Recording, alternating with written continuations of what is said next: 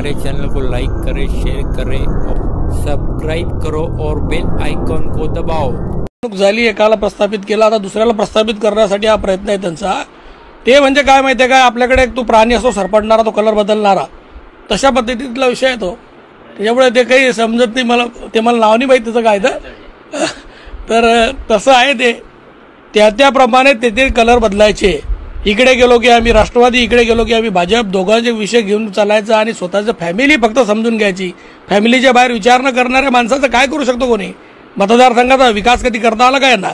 मतदारसंघाने कधी पाहिलेला नाही। आता हे इथे फिरतात, इथे फिरतात, इथे फिरतात, काय काय बोलता, काय दाखवता।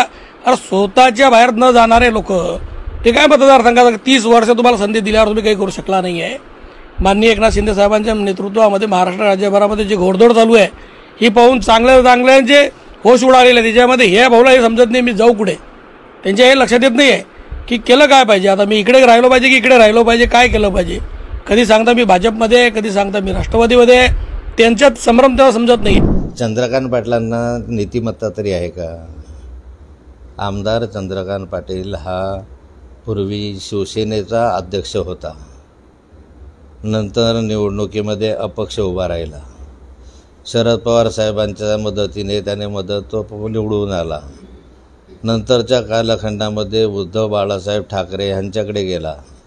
त्याच्यानंतरच्या कालखंडामध्ये आता माननीय शिंदे साहेबांकडे त्याने प्रवेश केला।